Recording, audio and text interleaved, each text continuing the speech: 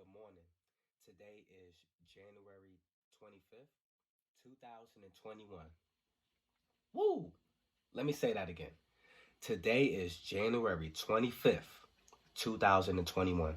The reason why I had to repeat that is because in the communities, in the neighborhood that I grew up in, we had a bad stigma that you wouldn't make it to see 18, my brother.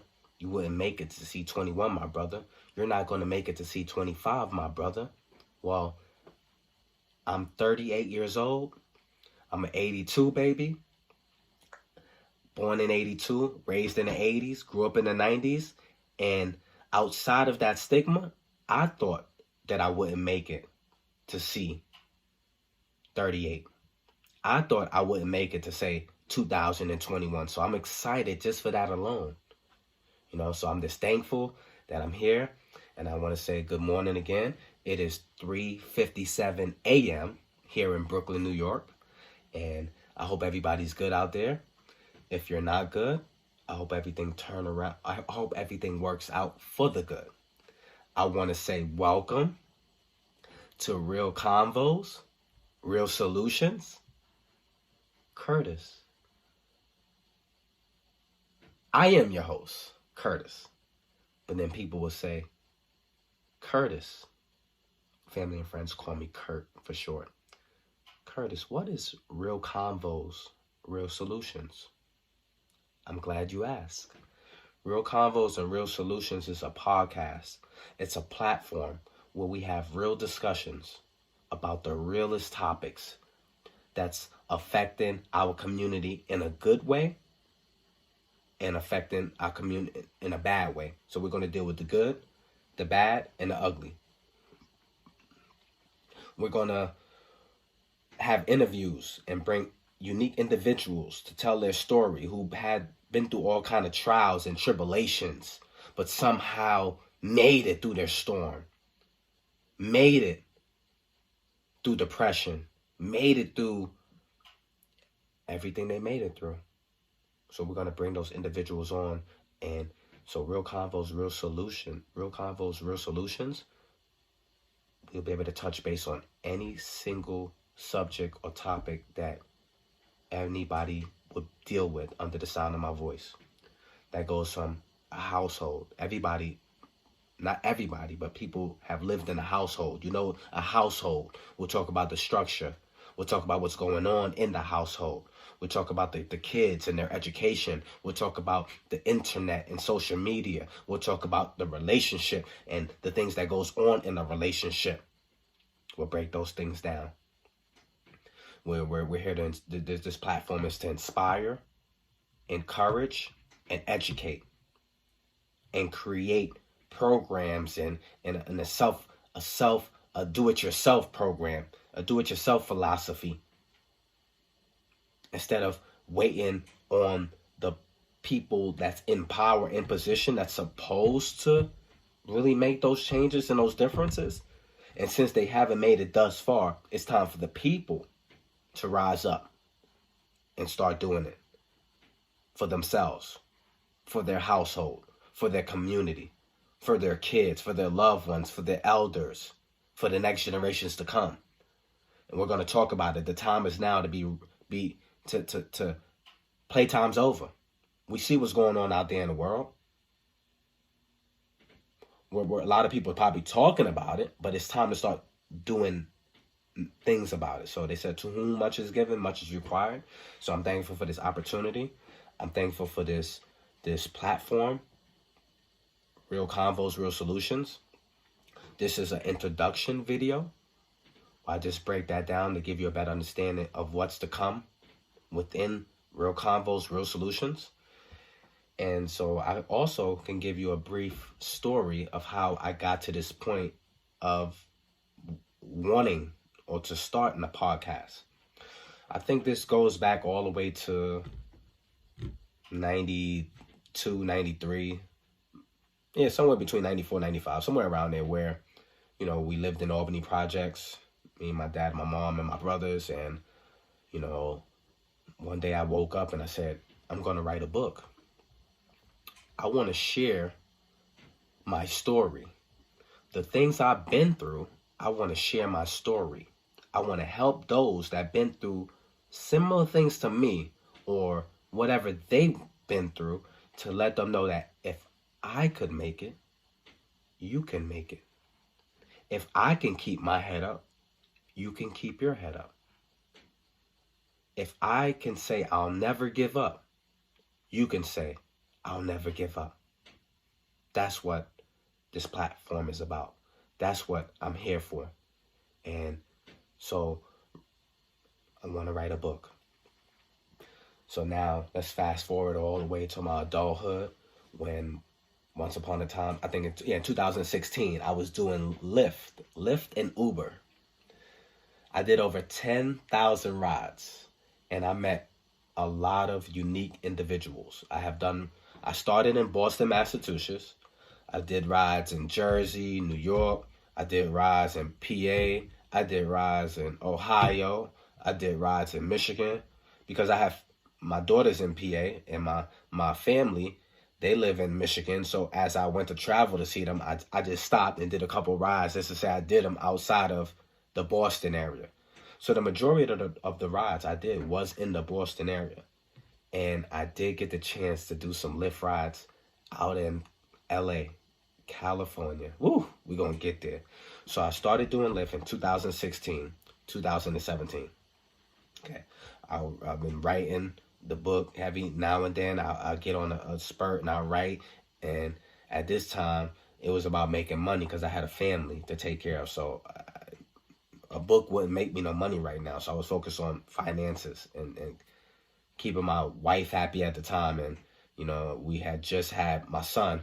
So, I had to work. So Lyft and Uber was the way where you can go put the hours in and make enough money to take care of your family. And that's what I did. So during that time I worked for Lyft and Uber, I met a lot of unique individuals with so many different stories. And I mean, from the drug addict that's on crystal meth and told me that two brothers overdosed to the Harvard the Harvard professor who just stress and it's finals week and he has to do all this and I see scrambling with all his papers and trying to organize for when he gets to the class or the young kids that's in high school and I'm hearing them have the conversations where they're talking about boys and this and that. I'm like, whoa, to the regular drug dealer who I already know he's transporting something in my car to make a sale or something. Like I came across all kind of individuals, women who domestic violence, people who's going through relationship problems, divorces, people who were happy in a relationship, people who were stressing over who's not in office now and who just became president, because at that time between 2016 2017 I think there was a transfer of power from Obama to Trump. So I felt like Dr. Phil in my car, clean car. I had the brand new Camry 2017. I got the water, I got the candy, I got the music for you, and I pull up. Y'all know how it is. You ordered a Lyft ride or an Uber ride before. So I pull up nice and smooth, where you can get in, have easy access to get in. I make sure the car is smelling good, so that's the first thing people say, ooh, it smells good in here. I mean, it was a brand new car too, so you got that smell. And then I had water, I had candy, and depending on your vibe and your mood, that's the kind of music I might play. If you're elderly, I might put on a little jazz. If you're young and whatnot, might put on a little something that we could all vibe out to. And if you really want to turn up and you let me know, like, yo, I don't care, get loose, be yourself in here, we gonna turn up. It was like that. I had the Lyft ride jumping, the Uber ride jumping like that, So but I said at the same time, I felt like Dr. Phil because I felt like I was encouraging a lot of different people through whatever they were going through. And a lot of people laid things on me. They told me things that I thought they shouldn't tell me. But I guess it's a way to get that weight off of you, My mom's dying, or this one just died, and they we just met 5 minutes ago, and you're telling me that this one passed away, and this happened, and but you know what I did? I talked to them like I knew them, and whatever negative, I hit them with a positive. I know what that's like. Oh, you said, what? You lost your mom? I know what that. I lost my mom too. I know what that's like. Man, that ain't easy.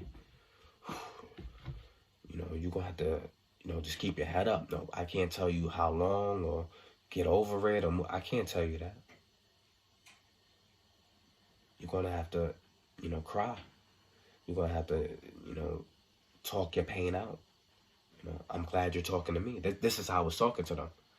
And it was like, man, you're so understanding and this and that. And I was just glad to help people. It put a joy. When you've been through so much pain in life, it's a joy that you're able to even put a smile on somebody's face. Let me say that again. When you've been through so much pain, you get a joy out of making someone else happy. Even if you're not completely happy or you're on your way to being happy, somehow in the mix, you're still able to do good works. I have done so much for people in times where I couldn't do so much for myself. It's in me, and it came naturally.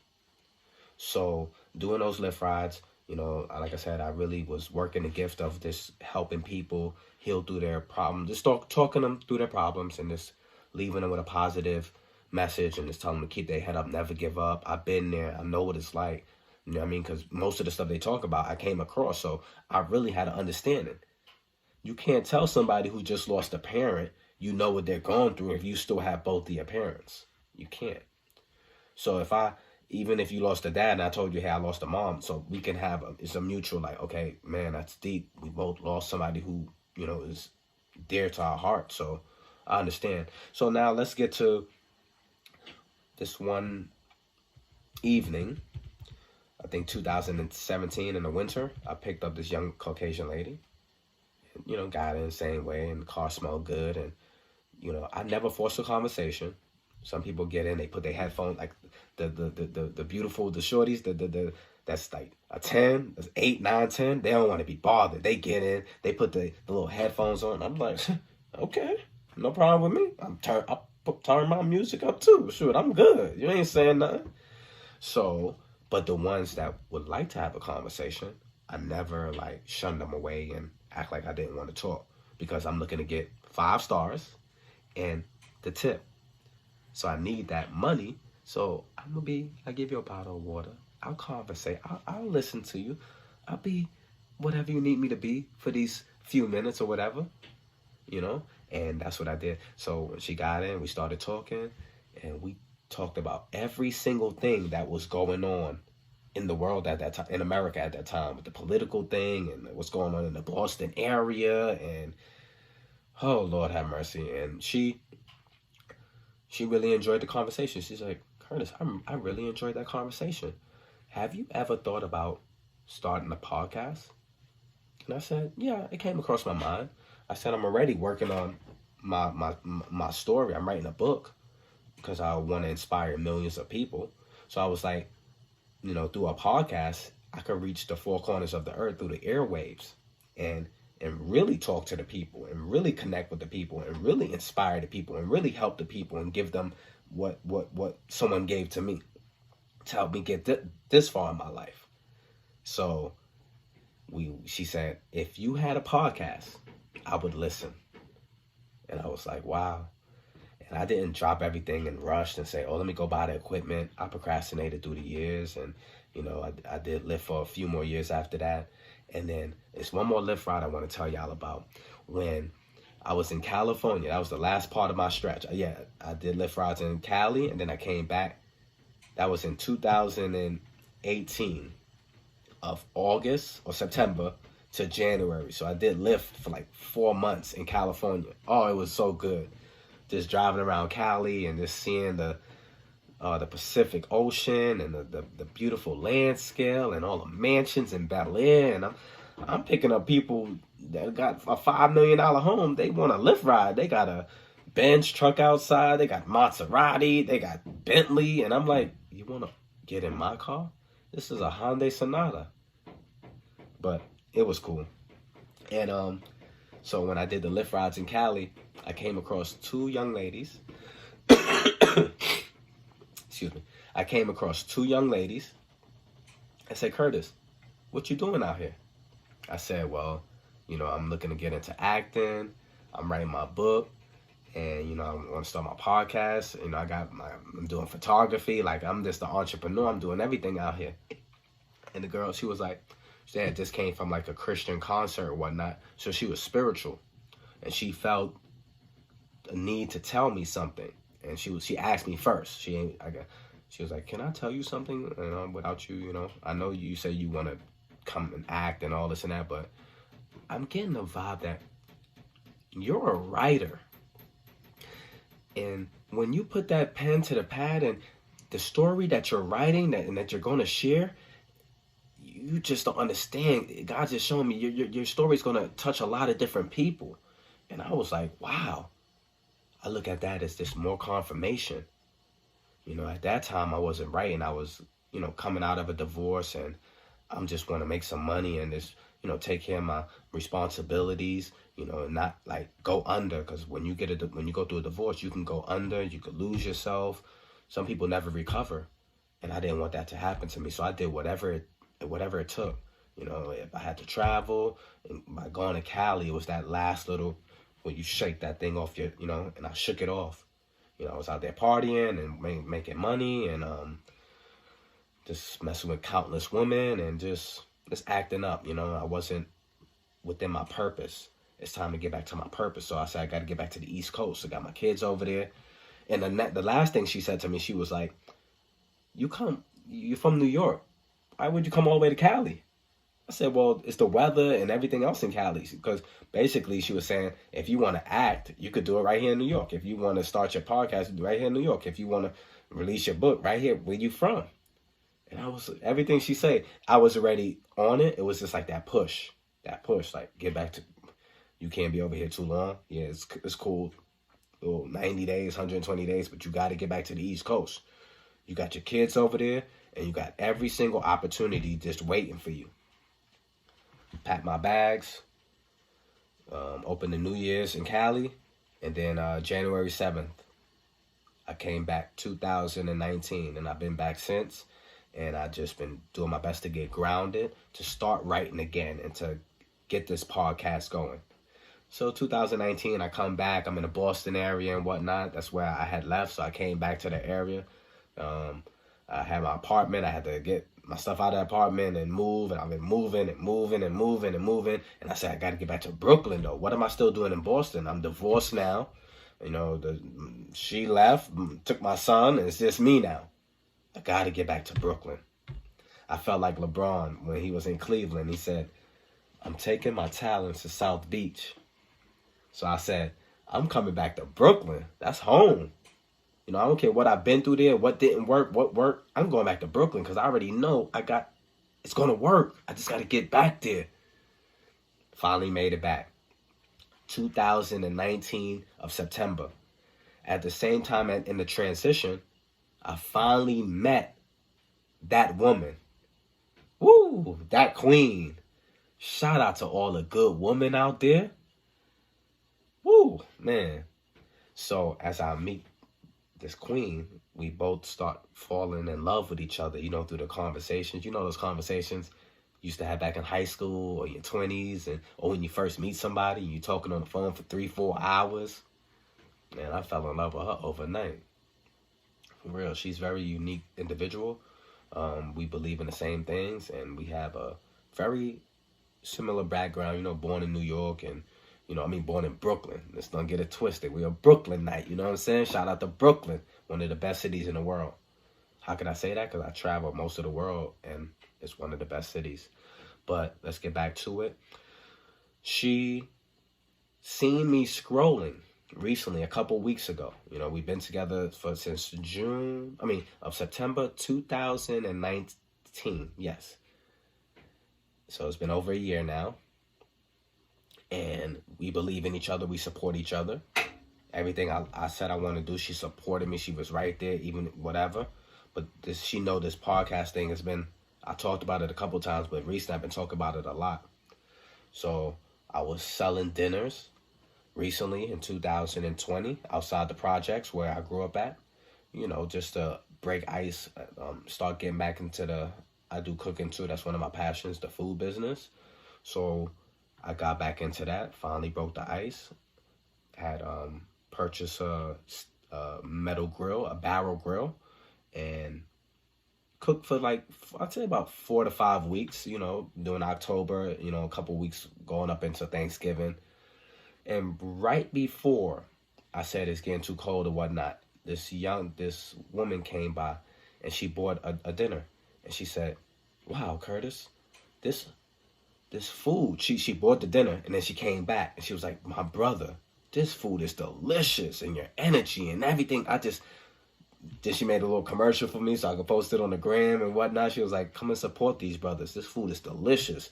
I'm glad to see brothers out here doing something positive." And I was like, and we exchanged informations. Miss Sanchez, we exchanged informations, and she was like, "My brother, you should have a podcast and a cooking show and you can inspire any people and this and that." I'm like, yes, confirmation. It's time. It's time now. So my girl just recently seen me scrolling. And she said, "Baby, I'll get the equipment for you." She got the equipment for me. She ordered it last week. It came in January 20th, 2021, the day of the inauguration. So that day, I had got her favorite wine and her favorite desserts. And I said, "Let's have a toast tonight." I didn't know that the package had arrived. I was going to toast for a new era in America. I'm not toasting to no political person or no president. That's not me. But what I am toasting to is a new era, new opportunities, new beginnings. And, I was just so excited. And when I got home, I seen a box. I unopened it. I've been playing with it for these last couple of days. And today we established real convos, real solutions. I'm thankful y'all listened thus far. I just want to share a little bit more about a story that I just came across, and then I'll let everybody continue and have a great day. So, real convos, real solutions happen like that. My like I said, I started in Lift Rod. It's been my whole life. I've been talking to people. My whole life, I've been doing this already. I just haven't been able to reach the masses. I've been individuals. I travel. I moved 45 times in my life. I'm not proud to say that, but that's happened. I lived in 5 different states. I traveled the U.S. and I've been to 4 or 5 different countries, and I lived in Trinidad. I grew up a little bit in Trinidad too. That's where my family's from. So I'm born here in Brooklyn. Most of my family's from Trinidad. So with all my experiences, my trials, my tribulations and whatnot, I've been already talking to the people, encouraging the people. I was already doing nonprofit work. I was already visiting the fatherless and the widows and these things already. But now, through the platform and through the teaming up with unique individuals like Miss Sanchez and my friends that transfer from the gang life to they want to give back and help and be a better person. I want to inspire them. I want to push them. I want to come together with the people. So, like I said, it's real convos, real solutions. That's how I got here through the podcast. I'll share my story. One day you'll get to read my book, and hopefully somebody will be inspired to continue with their life and tell their story and to help someone as well. But tonight, at the same time as I'm excited, I got a heavy heart. I'm usually asleep around this time, getting ready to wake up at 5 in the morning. But I couldn't sleep. My brother shared a post from the Shade Room today about this young woman from Harlem who went into, this is kind of tough talking about this because it's kind of rough, so I'm going to read the story and then we'll talk about it and then we'll close out this episode. It says, a woman who was swarmed by a group of men outside a Harlem liquor store before being beaten, bitten, spit on, and robbed. described the harrowing and unprovoked attack as police search for those responsible. The woman, who did not wish to be identified, told NBC New York she stopped at a liquor store on West 128th Street and St. Nicholas Avenue. This is in Harlem Avenue. After work around 6 p.m. Monday. When the group, this I guess is the Monday just passed, so that would be like the 17th, I believe, something like that. And the men offered to buy her a bottle of wine. She politely declined, and that's when the situation escalated. They followed her, surrounded her, and attacked right outside the store. This is her words quoted. Her exact words. "I couldn't believe it. It was like an animal." This is how she's describing these men that attacked her. As she didn't describe them as men. She said, "I couldn't believe it. It was like an animal." That's the only way I can put it. It was like an animal, she said. The woman told News 4 that 4 men punched, kicked, spit on, and then one of the strangers started biting her face. Oh, God. Woo. This is sad. This happened in Harlem. This happened, and I had pulled it up. I wanted to see exactly where is this located. So it's exactly on 128th Street, West 128th Street, between St. Nicholas Avenue and Frederick Douglass Boulevard. The pioneers you're talking about. You got Frederick Douglass. You got Marcus Garvey. You got Malcolm X. Who that area over there is where they organized, and they had the community sharp where that wouldn't happen to any woman in that time. But somehow in this era, we know it had happened to women back then, but they were more of a knit community where they talked to each other, communicated with each other. They had like men that were willing to die for the community to protect the women and kids that's in the community. Some of the communities you couldn't even sell drugs in at the time. It was probably like heroin and things like that out. You couldn't hustle in certain communities. They wasn't allowing that. They had rules. They had order. Okay, the drugs are going to be sold on this block or this and that. Don't bring it. Kids, women off limits. Don't sell to They had some kind of order. Now it's become reckless. Oh, God bless my mom's soul. You know, reading this story, I think about my mom. God bless her soul. She's not here with us no more. But she taught me. She said, "Curtis, when you meet a good woman, you love her." I seen her work hard. I seen her love my dad, you know. I seen her birth my last brother, Chad. She 3 brothers, beautiful brothers, you know. And I got 4 brothers and 1 sister, but 3 we grew up under the same roof. And she said, when you meet a good woman, you love her, you know. She always told me to have respect, and she poured these things into me. Forgiveness. She said, if such and such hurt you, and this one, that's the person who hurt you, but the other one, don't hold nothing against them. She taught me forgiveness. She taught me love, respect, how to be responsible. I was watching my brothers at a young age and left at home, and maybe sometimes I felt like I had too many responsibilities put on me. But it built character. It made me into the man that I am today. So when I read this story, it saddens me that these are black men, African-American men, American, whatever you want to call them. They're not even men. She described them as an animal. They attacked his sister, beat her. He tried to bite her eye out. I just had a conversation with my friend a couple of days ago. We both mourning a friend. Our friend just got killed, murdered on December 11th. And he was loved. He was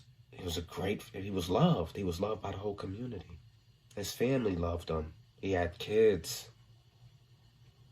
But this demon or this animal didn't care, so he waited for him with his other hyenas, and they all worked together, whatever.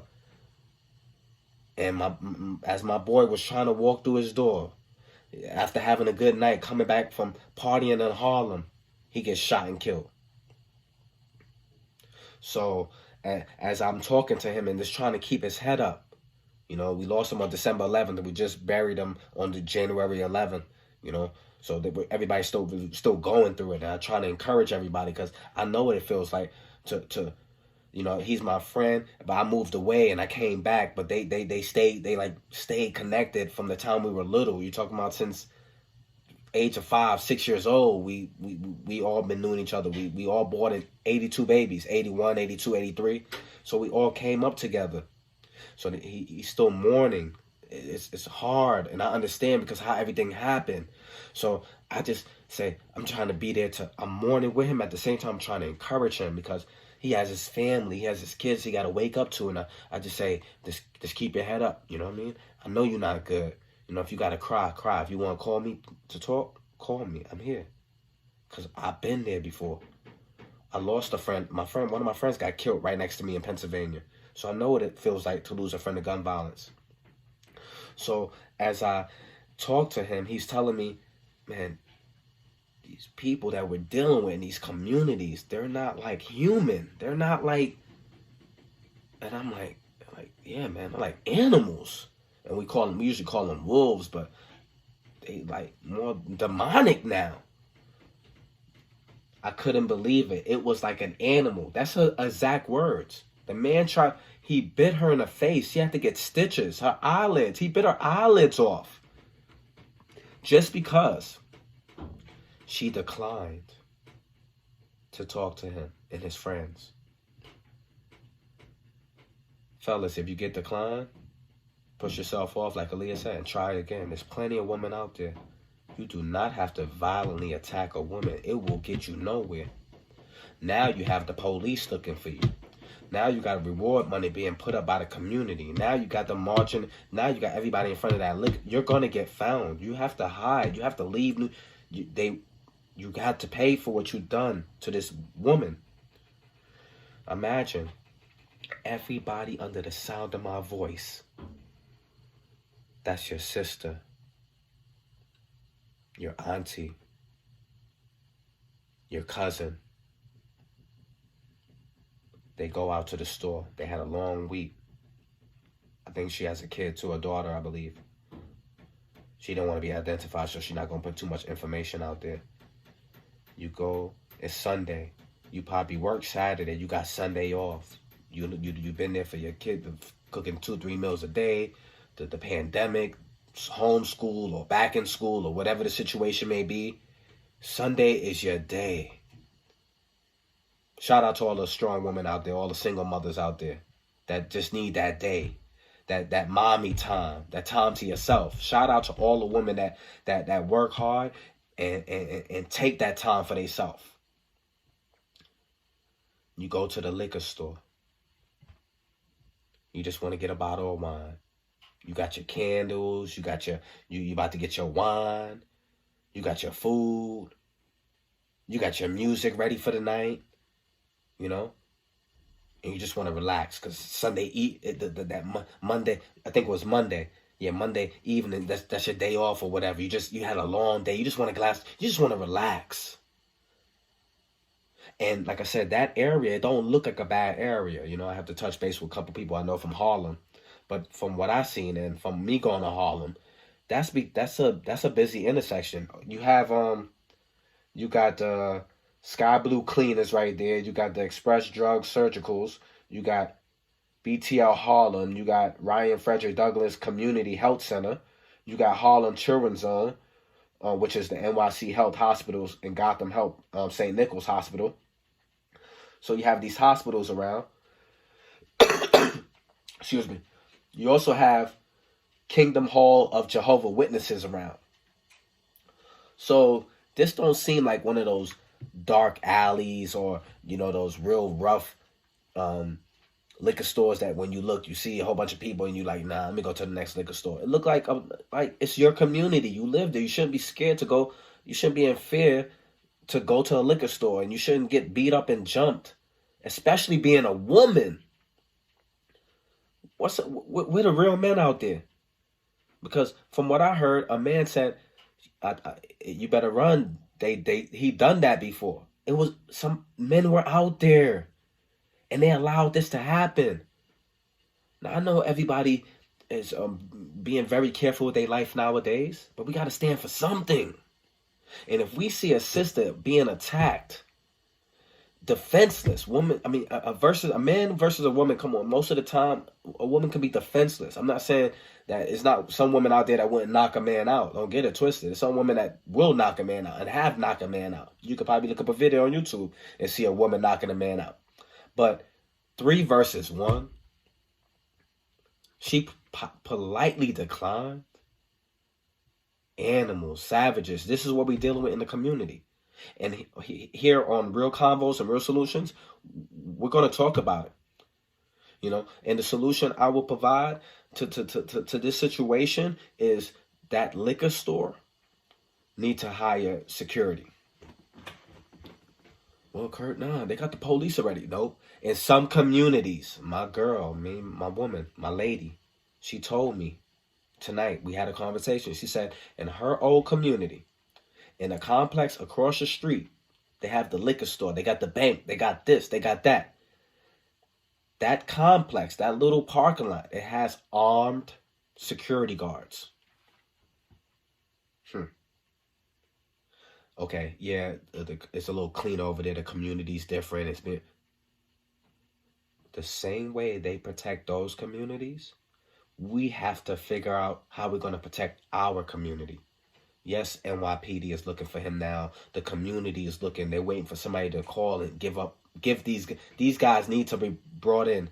Justice need to be served. Women have to know they can walk the streets of anywhere in the U.S., especially in the city, and be safe. They have to be brought in. They have to pay the price. They have to learn the lesson from the wrong that they did. She said they were like animals. That's how she described them. Imagine, it's one thing from being, I've been jumped before. Man, all that, man. I lived in Albany, man. When I was 8 years old, I went to Troy and Park Place. It had an arcade over there. And my parents told me, stay at the arcade. I got jumped, man. As the kids in there seen me playing the game, they figured I had money. They lived in the buildings on that side. Still the old side. We still live on the same side, but we don't live in the same building. They don't know my face. I just moved around there. They jumped me, man. Guess what? I only had 50 cents on me. They jumped me for 50 cents.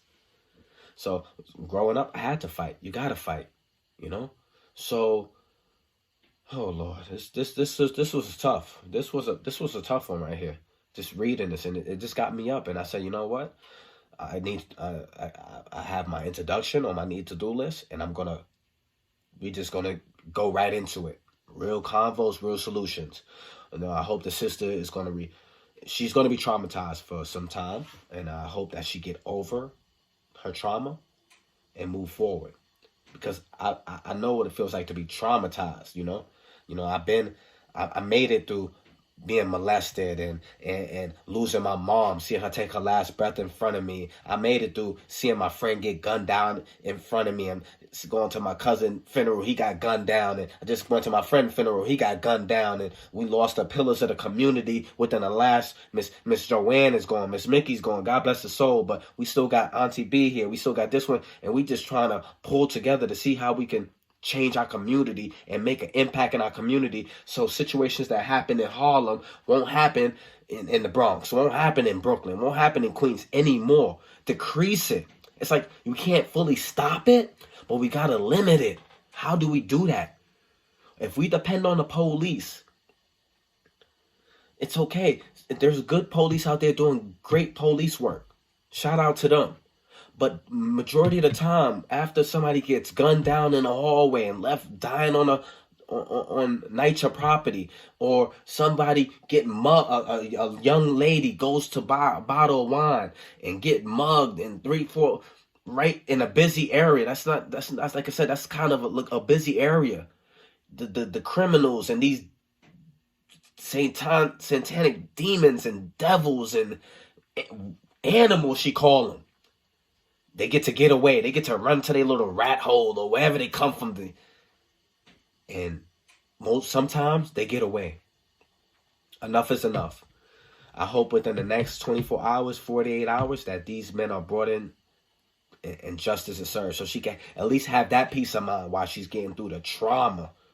She'll probably never feel safe going to a liquor store now. She'll order her liquor through DoorDash, like I was delivering liquor during the pandemic through DoorDash. People don't even want to come out and deal with people no more. This is the reason. Liquor stores going to go out of business. You ain't going to need a store no more. You're going to need a warehouse to have it and ship it. All you're going to do is be sending liquor to all kind of different addresses. So that was heavy on my heart.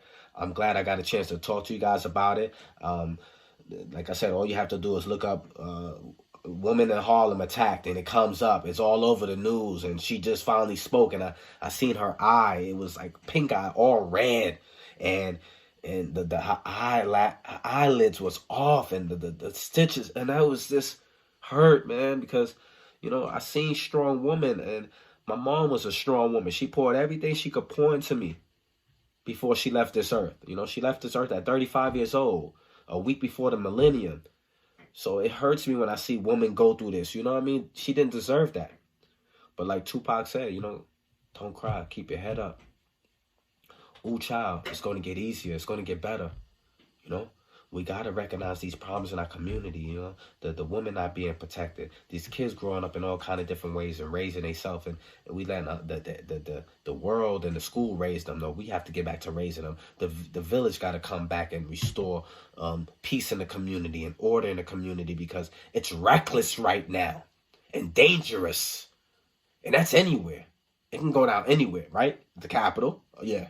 It can go down in the suburban area, on your country farm road with the guys with the flags, and they got the shotguns, and they see you driving, they want to act. It can go down anywhere, anytime. Kids is being shot. Elders are being shot. Woman is being mugged and bitten in the face, like these guys, people becoming barbaric and on some Hannibal Hector. It hurt, man, reading that. I'm sick of it. I'm sick of hearing about it, and like we're gonna do something about it. Real Convos, real solutions. We're gonna do something about it through our nonprofit organizations that will be set up, and that's being built right now. Putting together the team. We will have to go to the government and say, hey, thank you for everything that you say you have done for us and all this and that. We're not asking for too much more. This is what we need. This is what we need. We need to rebuild. It's about to be 100 years since Tulsa, Oklahoma. We need to rebuild. We need a self-rebuilt program, not a wait for you to give it to us to do. No, we've been waiting too long, and our community has fallen behind, way behind. Enough is enough. It's time to stop. It's time for us to wake up and get our head out our phones and out of the gossip and out of this and out of that, and thinking that our world is so bad when a lot of people are suffering so bad, and it's not too far away from your door. This is the time. This is the time. Real Convos, real solutions will bring you that content. You know, like I said, I hope everything's all right. I hope this young lady comes across and receive some kind of help in any kind of way to help with her mental, just to maintain. Not only that, she has to be a mother at the same time. She has to explain, hear me out, to her daughter what happened to her face. The trauma is passed on to the daughter now. The daughter's traumatized. She's afraid for when mommy go out. The family's afraid. Women in the community are afraid. I see women all over the internet saying, protect black women. Now, it's sad to see these incidents happen. It's being recorded, but let's not get it twisted. There are men out there that's protecting their family, that would die for their family, that wouldn't walk by and allow. It's just unfortunate that the men wasn't passing by at the time. It's unfortunate that the patrol car wasn't coming through at the time. It's unfortunate. But I believe things are going to get better. I never gave up on my people. I love all people. But I understand that there's a work to be done in the communities that I grew up in. And I'm here to do that work. And through this platform, we're going to do that work together. And we're going to bring all these stories. We're going to talk about it. We're going to do something about it. And then we're going to also talk about the progress and the things. Like I said, give an update. So not only will you be able to hear this in an audio form, I'll post the videos to my YouTube page and also document when we go out there and we're doing the work in the field. So that way the people know, okay, the work is being, how could I help? Everybody got to play their part. You can help. Don't feel that you can't because you live here, you live there. There's something that you might be able to do. And then once you be able to do that, we'll be able to move all this negativity and all this anger and hate and self-destruction and low self-esteem, and you can't take a decline. I mean, plenty of women have told me no. Like I said, I never put my hand on a woman, not to take away from any, not to be judgmental of any guy who have put his hands on a woman or somebody in this situation. You know, it can, some women can provoke men, you know, and, or, you know, they hit you and you say you hit them back. I don't, it's just not in me. My mom, I don't know, she just poured something in me. I just can't do it. And to see these brothers just recklessly, violently just violated this woman, and thankful she's alive. It's time to look at the bright side. She's alive.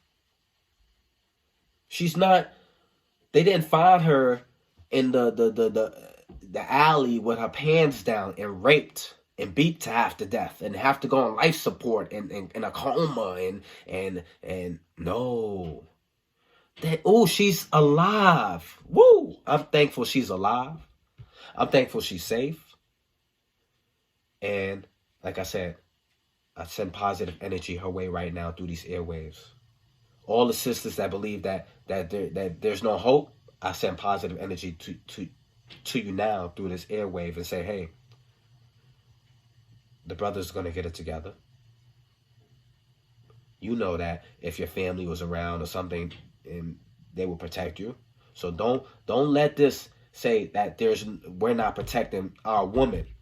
We have to do it on a higher scale now. It has to be organized now, because it's been happening too much lately and too long that we keep sweeping it under the carpet until the next incident. Lift up the carpet, let's clean this mess up, and let's move forward, because that's who I know that we are. We're strong people. Strong people. We cross rivers and oceans, and we've been raped, and like I said, we've been tore apart. We've been tore away from what we know and brought into this. And this is what it created. So now we got to figure out how we make it better than what they created it for it to be. It don't have to be what they created it to be. We can create it ourselves. I see other communities do it. We just have to be open, be real, stop judging each other, stop looking down on each other, and start loving each other. You know, even if we disagree, I still love you. I still want to work with you. I still want to help you. We can't agree on everything. But these topics, when it comes to gun violence and domestic violence and assault and attacking and robbing innocent people that don't got none, hard, innocent, good people, we got to do something about it. So I just want to thank y'all for this time. It's been, I'm so glad that I finally was able to hit the record button, bring y'all this content. You know, I'll leave y'all with this, that I feel like if I can't help people, sometimes I feel life is not worth living.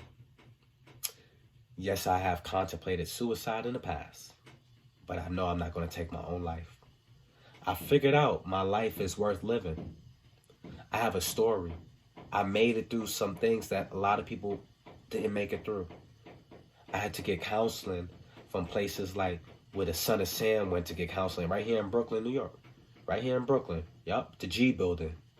It's not there no more because they done gentrified and all tore down all kind of things. Yeah, I went there. Even that old dirty bastard went there. You know, he's a rapper from God bless his soul. He's not here with us no more, but he was with the Wu-Tang Clan. And when you listen to his lyrics, you know the brothers don't got it all together the way he rap. And I got counseling for the things I've been through in a place like that. So they could have counted me out and say, he's going to end up in jail. He's going to end up doing whatever was done to him. He's going to end up killing some. I could have been dead. All these different things. But through the strong women in my life and my dad and the people who encouraged me and always poured into me, I want to make y'all proud. I want to make y'all proud, and I want to do good works. I got work to do. So I thank y'all for today. I thank y'all for listening. If you got anything from this video and it encouraged you, like it, share it, and I'll see you during the next episode where I probably would have my, like I said, Miss Sanchez, the woman that I met. She has a very interesting story, and sometimes she'll co-host with me, you know, when the time is permitting. But like I said, Real Convos, Real Solutions will be coming to a city near you to interview people that I already know or will get to know through this platform. Be blessed. Thank you for listening again. Spread the word. Real Convos, Real Solutions is here. Listen, be inspired, share, be enlightened to push forward. As I'm pushing forward, you push forward. As I'm keeping my head up, keep your head up. Don't matter what. Everything's going to be all right. Thank you.